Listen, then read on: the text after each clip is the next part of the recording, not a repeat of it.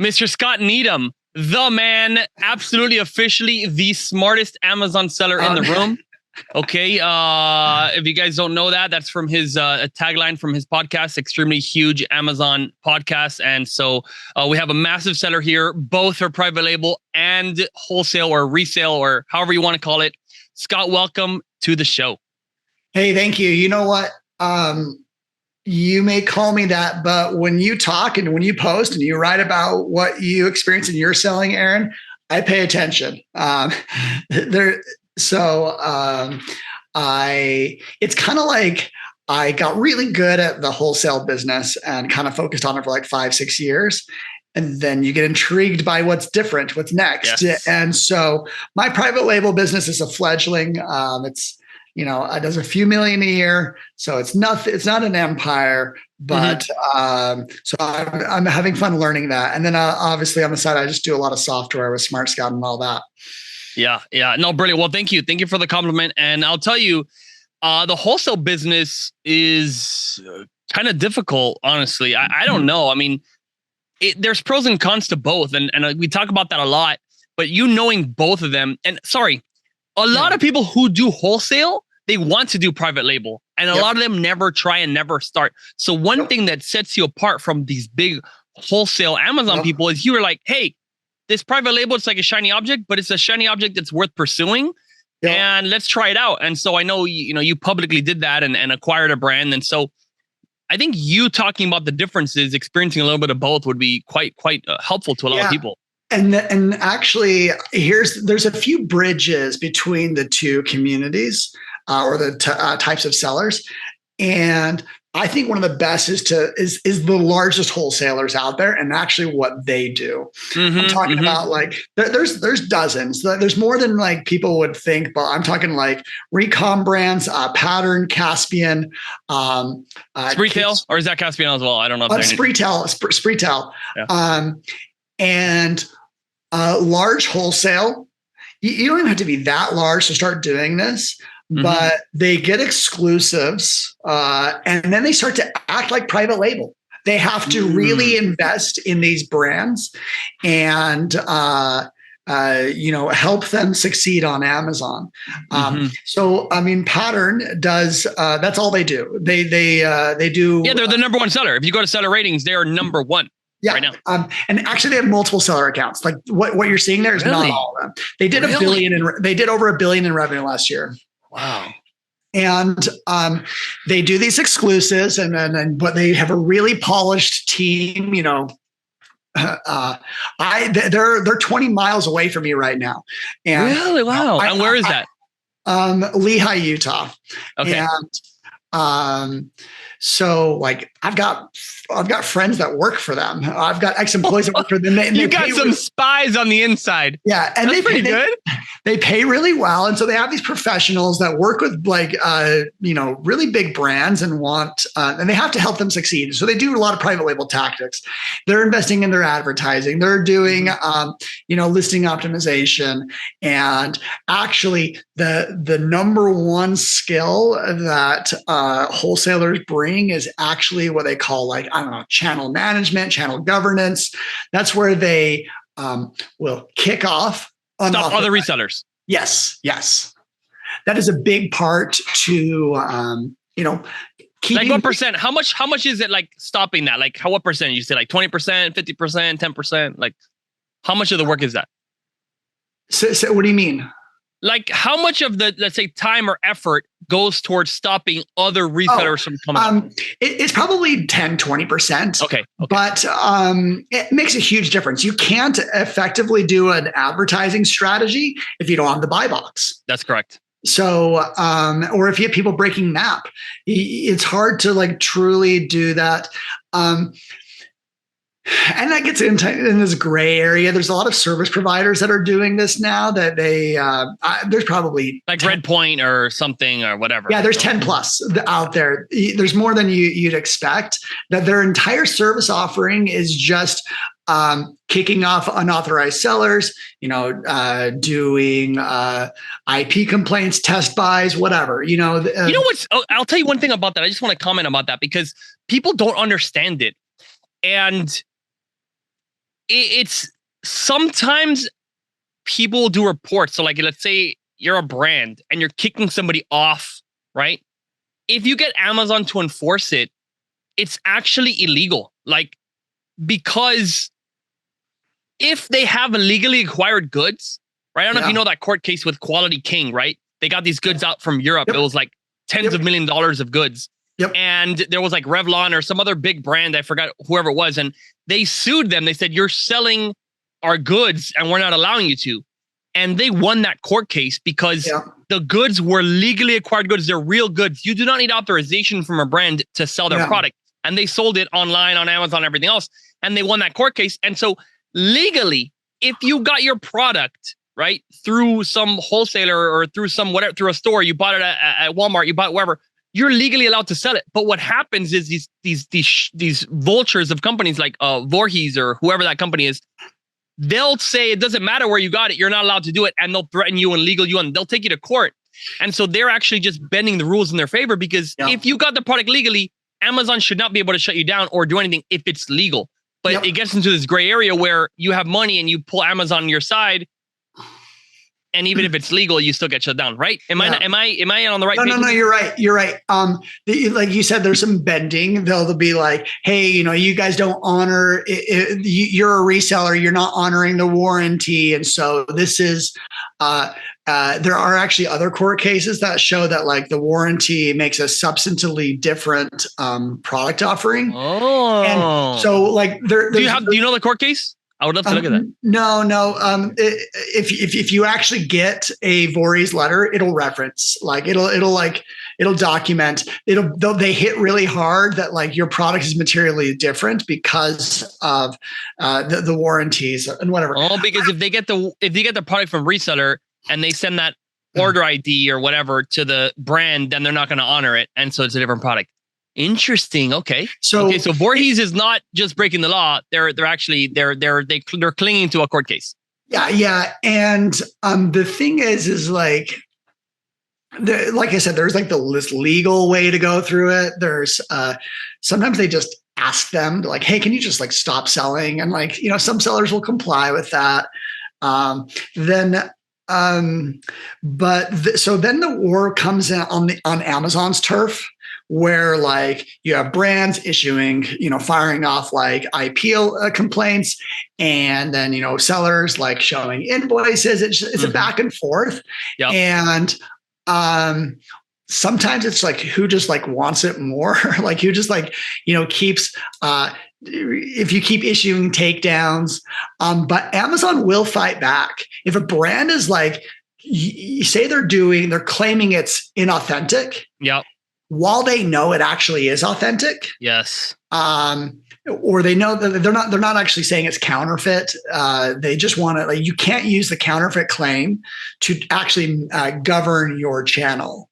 Yeah, correct. This is wrong. They'll what? And how does Amazon fight back? They just let your reports not do anything, or what is it that they will? They will actually start to restrict your brand registry abilities. Yeah, because you can't do that. Like if it's not counterfeit, and we've had a real counterfeit, and that is sick, right? And they've caught a terrible product and the wrong packaging and our name with our logo. Like it's horrible. It's a totally different scenario, and so you can't pretend it's counterfeit when the guy just got your goods off some liquidation deal you didn't want to go on Amazon. So private label, they can see similar issues, but they just kind of like, a lot of it's probably more like this, like it's true counterfeit, or maybe even your Chinese supplier shows up on the listing. I haven't seen that happen yet, but I don't know. Maybe you heard of that? I haven't. Well, I think we're comfortable to talk about it. I doubt any Chinese suppliers listening to, an Amazon in English podcast, but no, that absolutely has happened. And Chinese suppliers are like, they get smart. They learn. They're that's not smart, dude, because then you're going to lose the client and you lose that brand. And then you're going to, that's not smart. It's short term. It's short term. Yeah, short term. Exactly. They might make more revenue that 1 month, and then they'll lose their client forever. That's kind of really dumb. Yeah. No. Especially, if the client has options, and maybe even resources and effort to go the distance to we don't need you as much as you need us. Yep. Yeah, that's Did you file your trademark for your private label in China? I did not. You should, because that's what happens, right? If in China, the trademark is first to file. So if someone files your name, you may never be able to get that brand name in China, and then they could stop you from exporting. It's a big deal. And anyone who produces in China needs to file for their trademark in China, because again, if they file first, the factory can actually get the rights to your thing in China, and then that's a problem. And so for a lot of small sellers, it doesn't matter. But we actually have issues where someone's going to try to file and they file in this category and that category, and you just have to defend it. And so luckily we filed that way back in 2016, I want to say. But people have to come and try to do something. So that's an important thing. And I'll see if in the show notes I can put a resource to some Chinese lawyer, or I'll at least send it to you.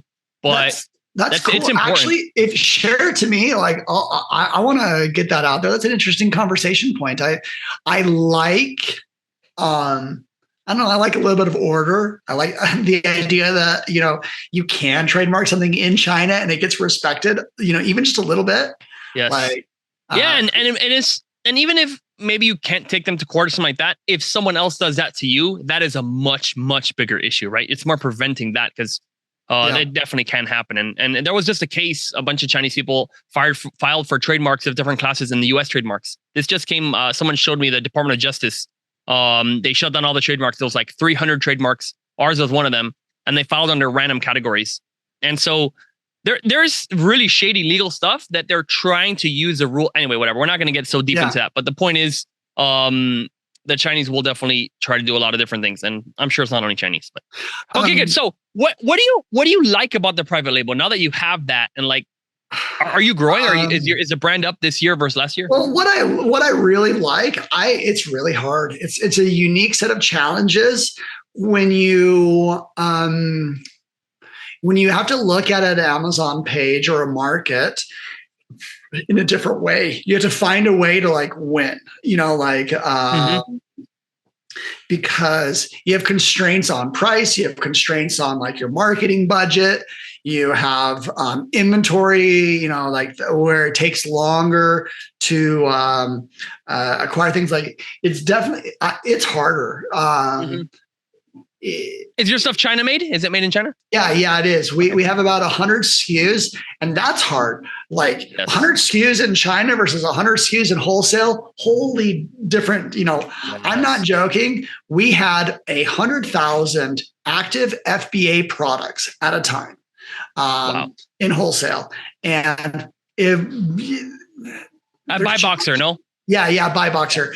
There's some challenges that I didn't love about that, but ultimately, like, things happened, and like we could like manage the sell through of that inventory at the best price we could. Wow. And it's just one juggernaut of like, because what wholesale is doing is like, you're actually trying to sell on existing demand. You're not really creating a lot of new demand. Whereas in private label, that's one of your first thoughts is like, got to make sure that the demand is coming. It's here. Do I have to pay for it?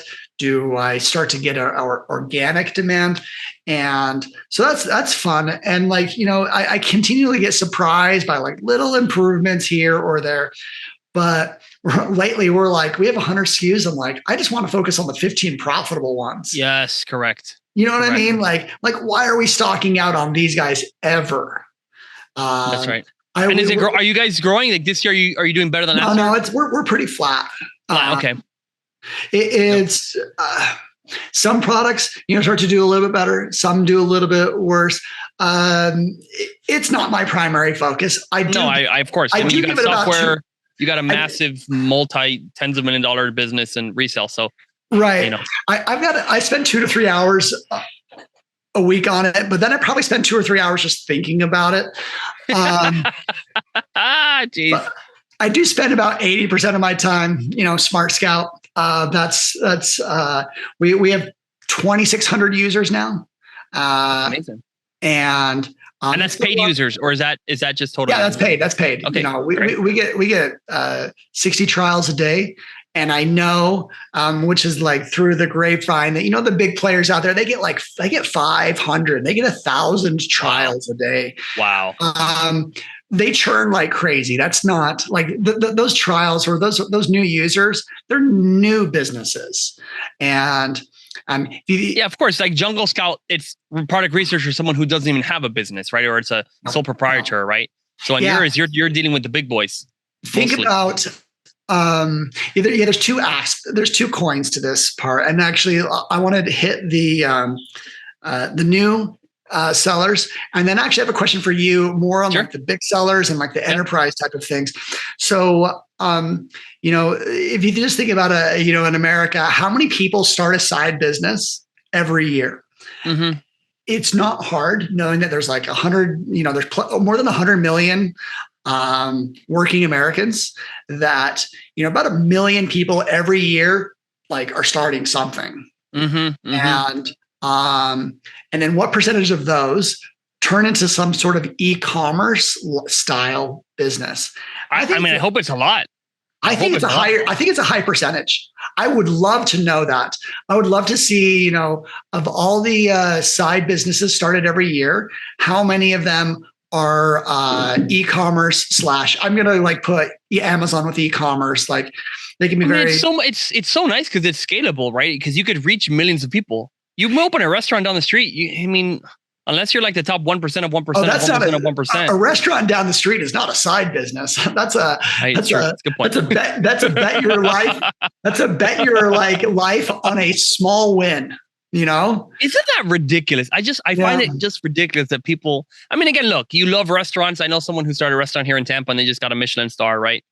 And that's quite a big deal. But they love food, then they go all in, and it's their life, and they love it, and they just love food, and so. But for money wise, even that, like your chance of doing that is so small. And even then, you get all the way up there. It doesn't mean you're extremely wealthy either. Right. So I don't know. Well, let's just say 10% of people, I actually think it's probably higher, want to start a brand or something that they could sell online. Yep. That's 100,000 people coming in the door. And, we have a solution for them. Jungle Scout, Helium 10, there's tons of tools out there and that can serve them. So that's one business that I'm kind of in. But the one that I pay more attention to is these enterprise consumer. Like I was on the call with PepsiCo last week, and wow, that's huge. And they're they just think so differently. And how? Like tell me, like what is Pepsi thinking about? Well, when you start to think how they think, they have big teams. They have lots of, hierarchy above them. And then they have a lot of them have teams below them. And so when it comes to like a tool like Smart Scout, which is the kind of like a market research, competitor research, sometimes like I'll talk about a competitor that many people may not actually know. They don't really go into the they don't even give demos to like third-party sellers that like are just mom and pop shops. They just don't even give demos.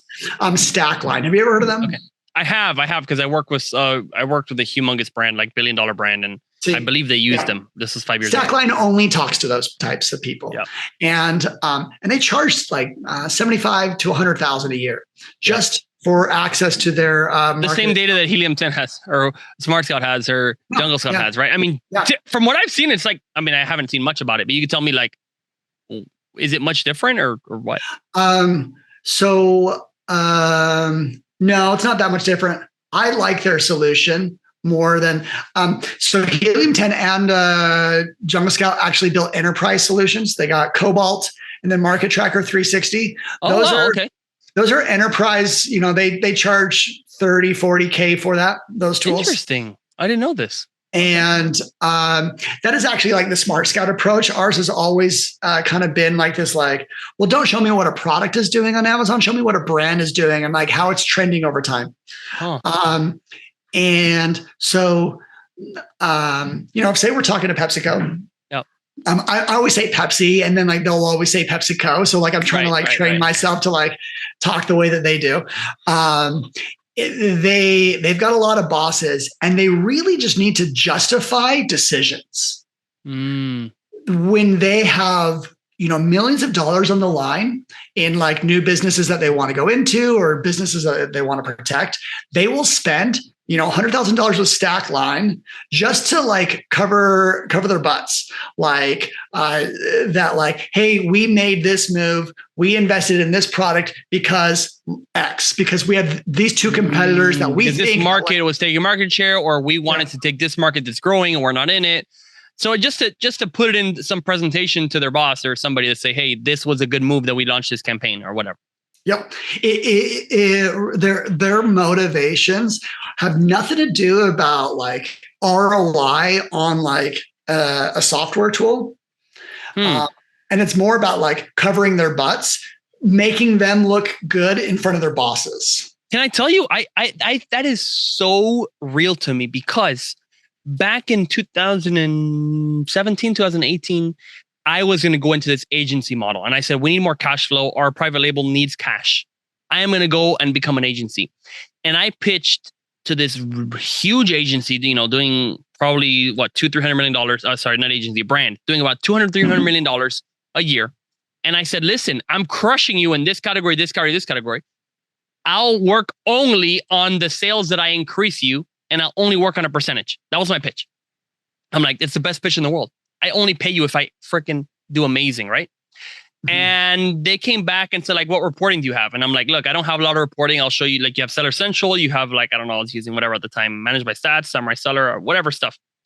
And I said, I'm only going to work if we put it up. And here you go. In these categories, I'm beating you. And then they said, what, you don't have like a custom reporting and this and PDS and all that? I'm like, no. And then they went with a company instead of me that charged them like 3% of all of their existing sales, whether the sales went up or the sales went down. So their fee was something like 10 times larger than what I was charging. And it was literally based on, it doesn't matter if the company grew or went down, but they had reporting. They could show like, oh, these 5 keywords went better this week. Or like, I swear to you, we lost that. And again, I'm glad I did it because I'd focus on our own brand. It was good.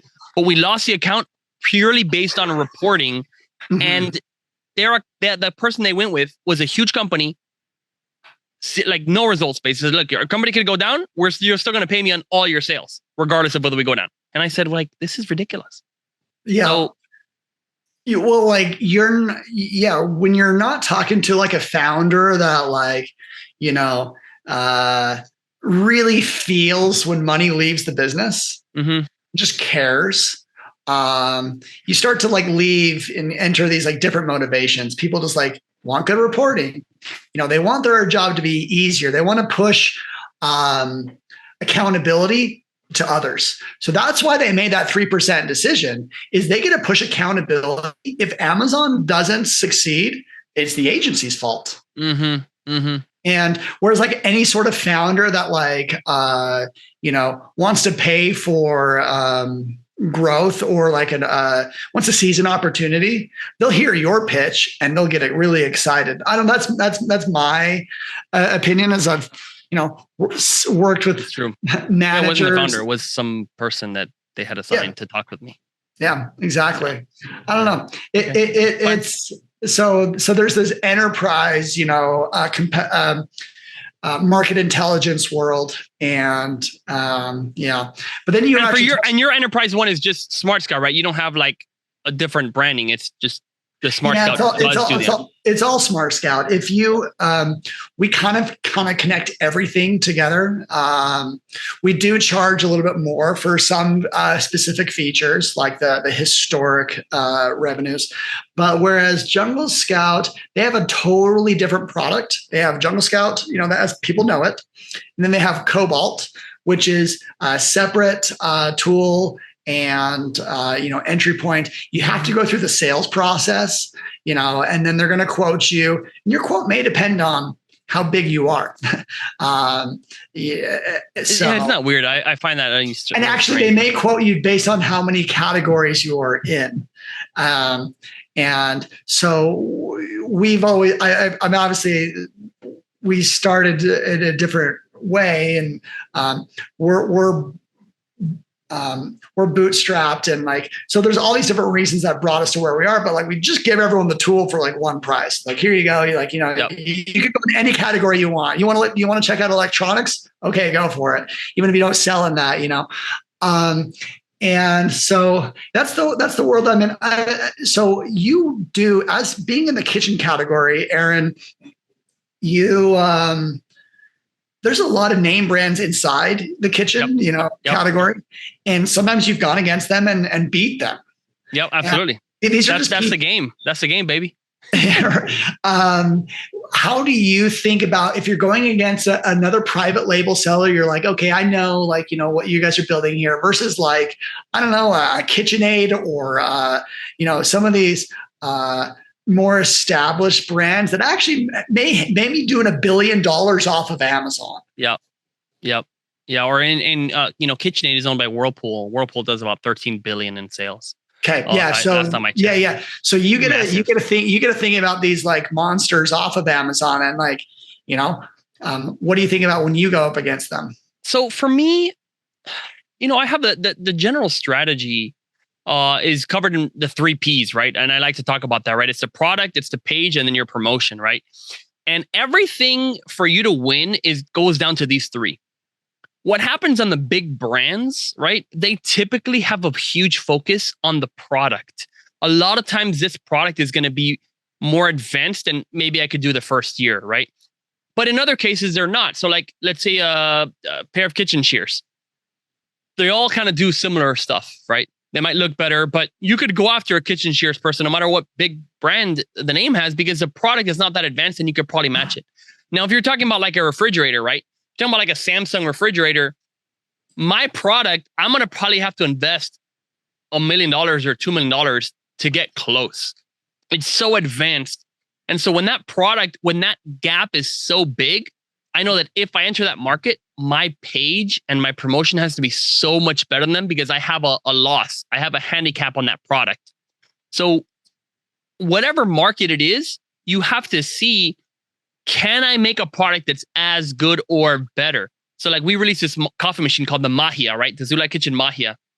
And it's doing spectacular. I mean, it is doing fantastic. It was our biggest product launch we've ever had. It's an espresso machine. It's fully automatic, right? You push a button, you can make one out of like 30 different coffees.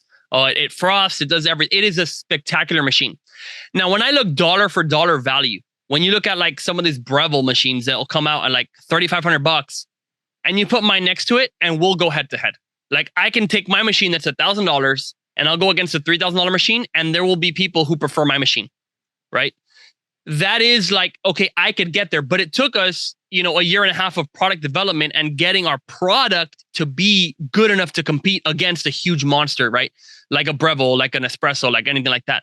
So what happens is, as you get to the bigger brands, their product is more advanced, and you have to do more than just find somebody on Alibaba and get the first person to do it. You have to develop that product, because there can't be a gap, or at least not a big gap, right? If there's a gap, well, then maybe you can make it up in the price, right? So let's say some people will still prefer a $3,000 Breville. Well, if my thing is $1,000, I mean, that's ridiculous. I'm a way better value by far, right? Yeah. I come out with a $3,000 machine, it will smoke there. So I'm not there yet.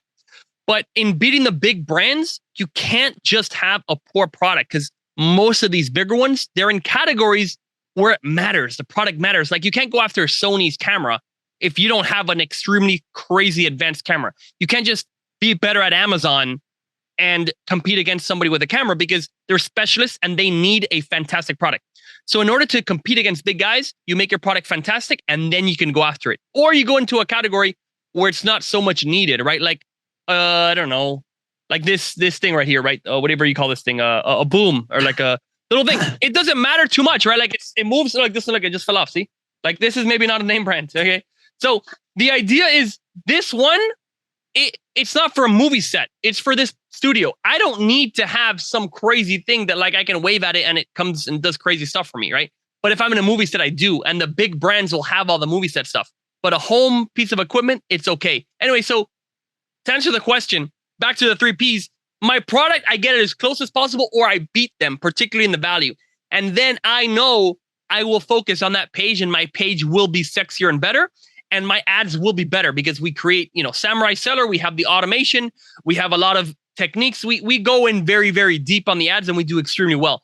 They do not have that. They have an agency that has 30 accounts and they're one account and that's it, right? So we're going to beat them on the promotion. The page, we should beat them on it. We'll have more focus on it than they have. And then the big problem with the bigger brands is that product. You have to make sure your product is up to par. And if you do all those three, then you'll win. There you go. I like that. Yeah, it sounds like what you're saying is most of the name brands actually don't have, simple products. A coffee machine is a complicated product. Yes. And, it's, that makes sense. And so you do have to invest a lot. Or in like the case of makeup, they have either an influence backing or some special thing, right? So typically these bigger brands, they've made it big because they differentiated themselves, right? So in my category, it's always with a really sexy product, right? But in other cases in makeup, it's the name, right? Like you need Kylie or Chloe, some Jenner, Kardashian, somebody's makeup, right? You want Chloe's makeup and you have it because you can talk about it and it's kind of that buzz. So you can't replicate that if you just have whatever eyeliner thing on Amazon. You can't carry that with you. So it's either the product or like the name. It's normally something that they have going. They don't just have like really good distribution, right? They are generally going to have something about it that puts them forward. And so you just match that. And again, I can't have the Kardashian for my product, so that's a different category. But you can have a product that's 1/3 the price. Yeah, I really think this is interesting. This layer of traditional CPG, the big guys like PepsiCo, who they actually launch a lot of snacks that you wouldn't know, this is actually these very big brands, and how that goes up against the bootstrappers, the people that started their own e-commerce business. And, that's where you and I fit in on that side. That's where most of the community of Amazon sellers are at. And both of them actually have a strength. And, so it's interesting, this little intersection, for me to put $5 million for a new product to make a fantastic machine. I guess I could do that, but it'll be a huge investment. I'm not going to then now go launch 200 products. Right. So it's very tough, but a bigger company like that, they'll put that into making that product good and they put into a marketing budget. But a lot of that's off Amazon. But you don't have to cover the customer's entire mind space and get them on their TV and all that stuff for Amazon because they're ready to buy and they could have gone there to buy that Breville. But I got an option that's just as good or better reviews. And it's a brand that they've already bought a milk frother from and it's half the price. I can win that conversation. And I just need that one space when they're buying. I don't need to promote to them on all TV and do all this stuff. Now, again, could I do that? And will I eventually? I hope so. But you could take them all the way up until that moment of buying and switch their decision. And so that's the cool thing about these, bootstrap people is good. They created the demand, right? And now you switch them to just get a different brand. That's better. Yeah. And I'm sure you're aware of when a product gets more than $50, how much more consideration goes in the purchase. So, right now, a $12 product to a $17 product, I don't care that much. Mm-hmm. Yeah, you'll see in the conversion rates. We have products, I don't know, conversion rate, 20, 30%, I don't know, 40%. It changed, right? When the mobile to desktop changed, but we'll have products that have, sub 1%, conversion rate, and they're still very good, or they have a 3% or whatever. And all it has to do is the price point. So there's so many more visits, so many more consideration, like you're saying, and that's okay because at the end, you can calculate your revenue per session. Each person that goes by your conversion rate will tell you each visit, how valuable that visit is to you. And that's a number that we keep track of, right? And we look at because it could be $10 or it could be $100, but that kind of revenue per session is a figure that is always good to know. Yeah. Oh, I love that. That's cool. Well, shoot. Well, I feel, you just keep upgrading over there. You got this awesome studio and I see you just just talking and sharing secrets all over the place. Yeah, man. I think it's important. I came in here through. I've listened to so many of your podcasts, and I've listened to a lot of people's podcasts, and I feel like why not share?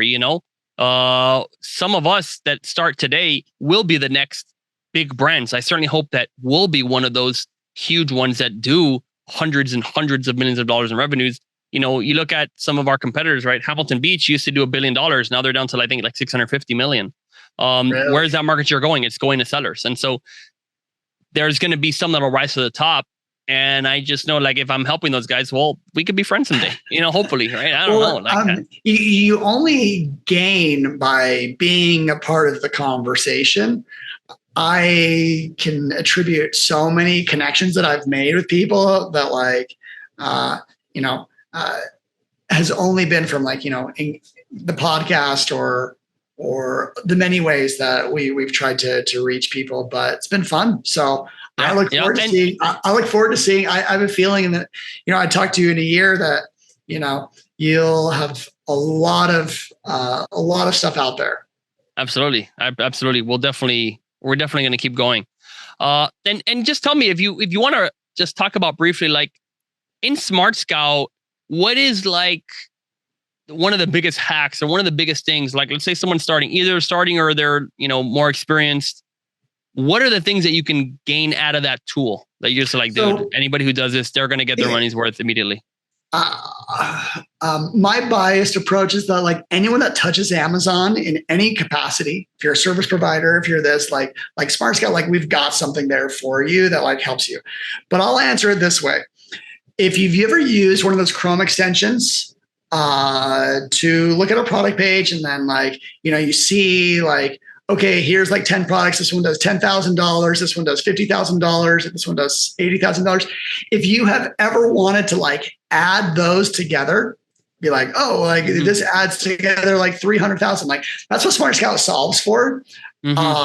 That kind of, like, that top level insight before you, like, want to, launch some sort of accessory.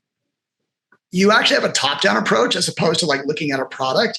You're like, hey, turns out this market is only $60,000 a month.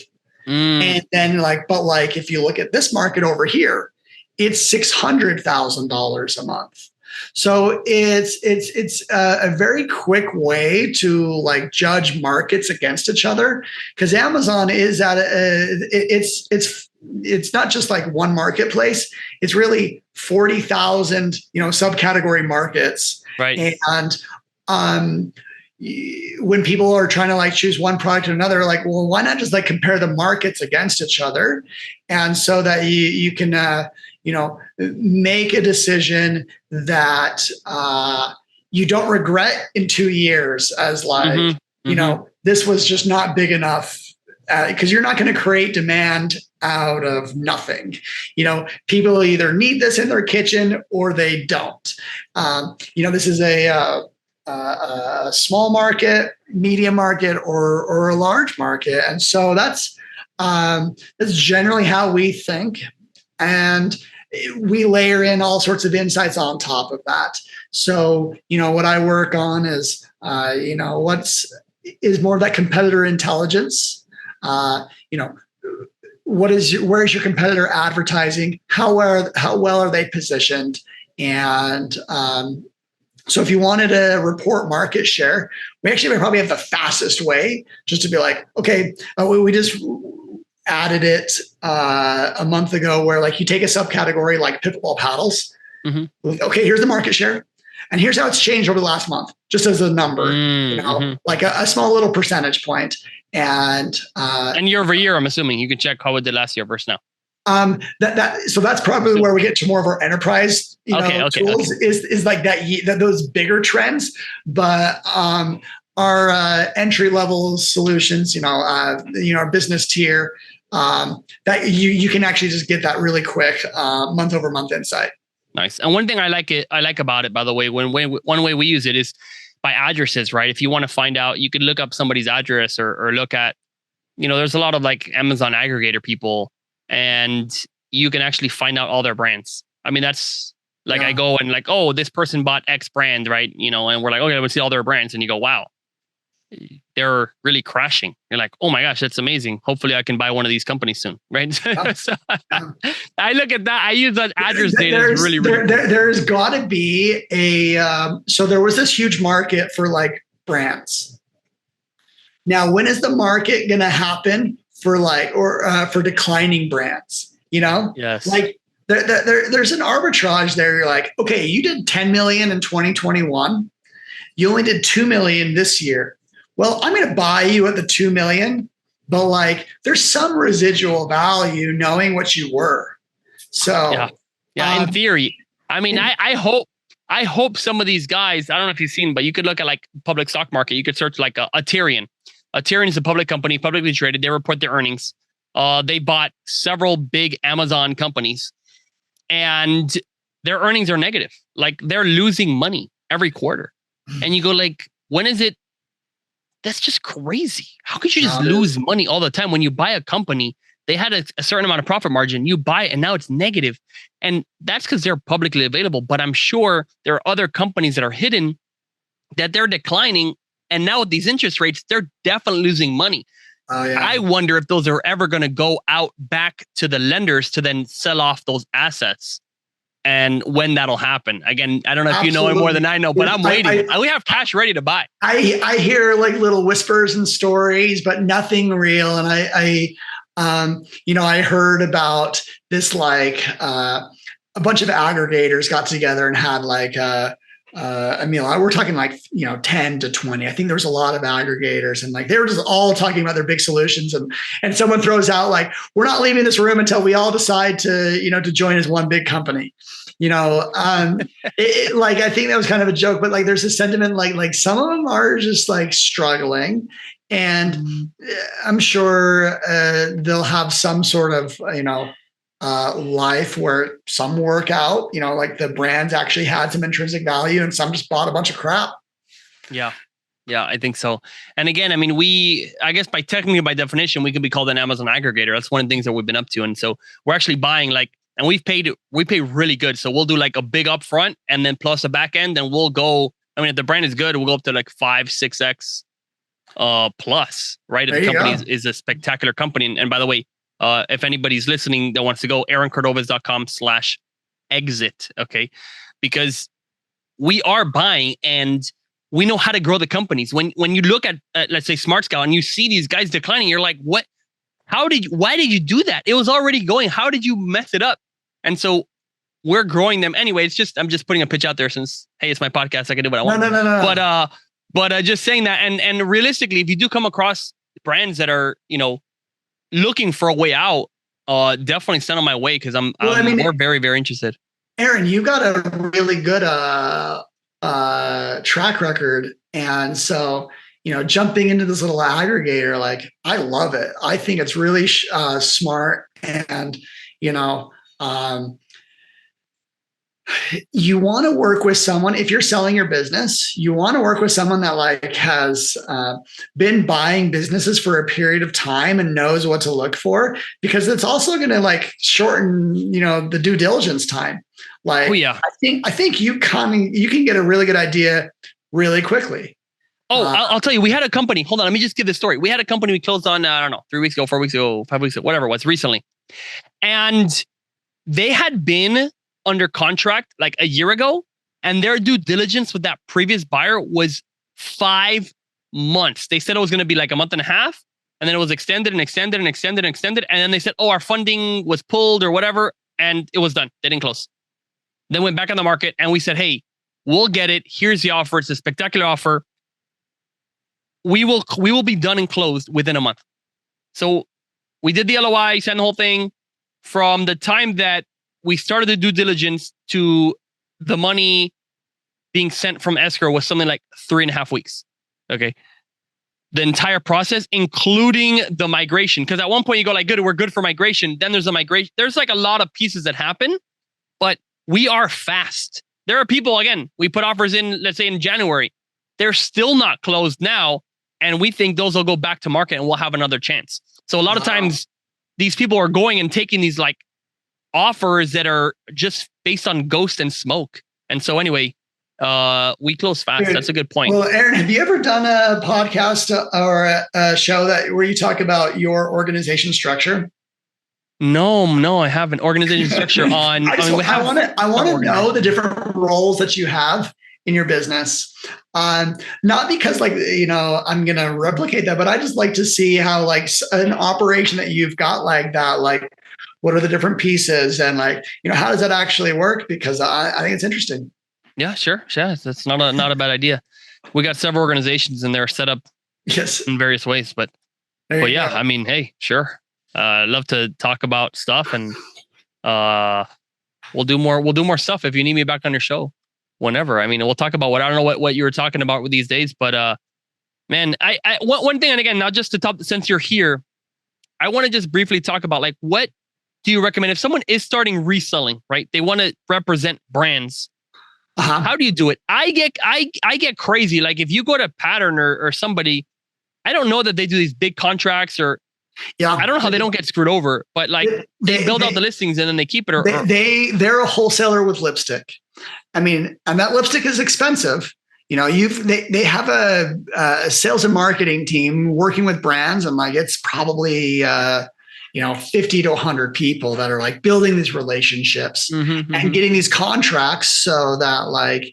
Are they long? Or do they mostly do like 1 year, 3 years, 5 years? I bet you they start with 2. 2 years, okay.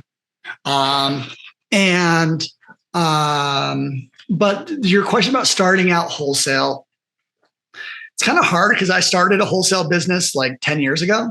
So I don't know what's true and what's not. And, and it can change based off of your starting budget, but like, what about accounts now? Are you getting still accounts, new accounts? No, we have more than enough, with our existing, supplier relationships. Interesting. Wow. So the easiest way are distributors. And there is opportunity within distributors that have catalogs of hundreds of thousands of products. Really? And so, you can find, opportunities. You run their lists on a tool and, be like, okay, these 100,000 products, like these 500 are an opportunity. I can make a 20% margin on this. And, and they do. And not to say that it's not like, easy, but like, so I still am involved in this world so much that like we started a conference. It's called AMZ United. It's August 31st in New York City. And it is because we were at Prosper, which is a private label / service provider focused show.